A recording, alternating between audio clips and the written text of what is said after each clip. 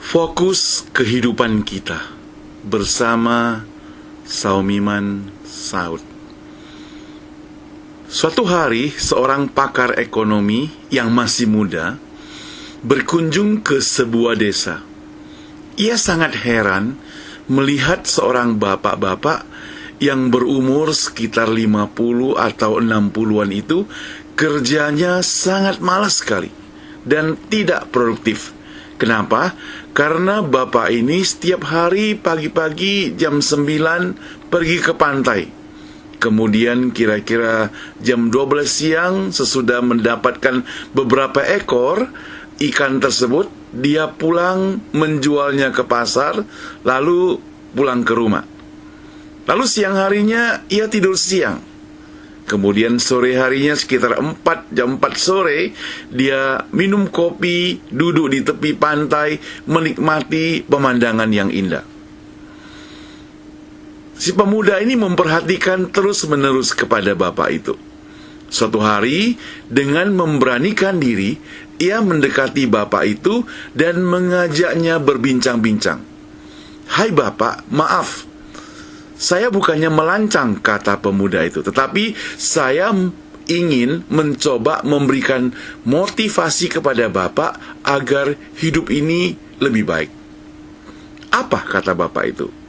"Semestinya bapak boleh ke pantai agak pagi, biar mendapatkan ikan yang lebih banyak."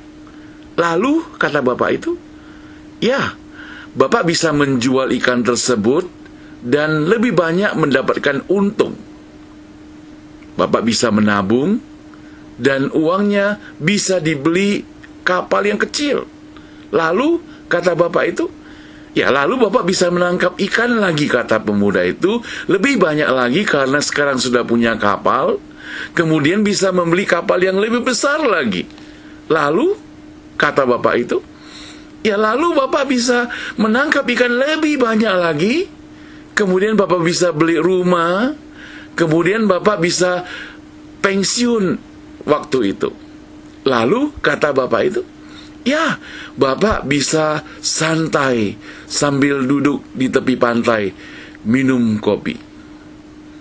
Si bapak itu berkata, "Wahai pemuda, apakah engkau tidak melihat saya saat ini sedang santai minum kopi di tepi pantai? Dan itu sudah saya lakukan sudah sejak lama." Nah saudara, seringkali di tengah pengetahuan yang ada, kita selalu merasa lebih bisa dari orang lain. Tapi tanpa kita sadari, seharusnya kita harus bisa lebih merasa pada orang lain. Pelajaran yang berharga yang dapat kita pelajari dari cerita di atas adalah bahwa hidup kita tidak bergantung pada apa yang kita miliki, materi, kekayaan, dan sebagainya. Tetapi tergantung kepada bagaimana cerdasnya kita memilih.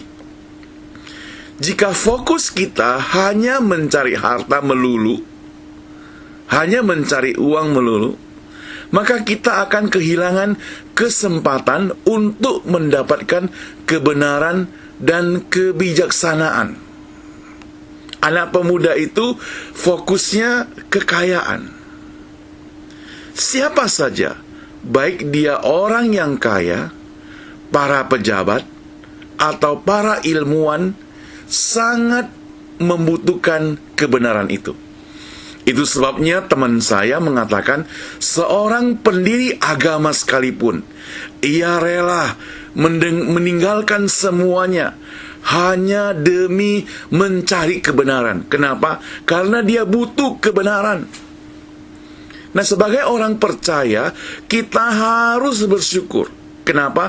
Karena kita telah menemukan kebenaran itu. Dia adalah Yesus. Ia sendiri yang berkata. Apa katanya? Ia berkata, "Akulah jalan, kebenaran, dan hidup. Tidak ada seorang pun yang datang kepada Bapa kalau tidak melalui aku." Bisa dibaca di Yohanes 14 ayat 6. Sekali lagi, dia katakan, akulah jalan kebenaran dan hidup. Tidak ada seorang pun yang datang kepada Bapa kalau tidak melalui aku. Jadi, jalan satu-satunya adalah melalui Yesus Kristus. Tidak ada jalan lain. Memang ada orang bilang banyak jalan menuju ke Roma. Benar. Tapi jika engkau mau menuju ke kerajaan surga hidup bersama dengan Kristus, maka engkau harus melalui jalan satu-satunya,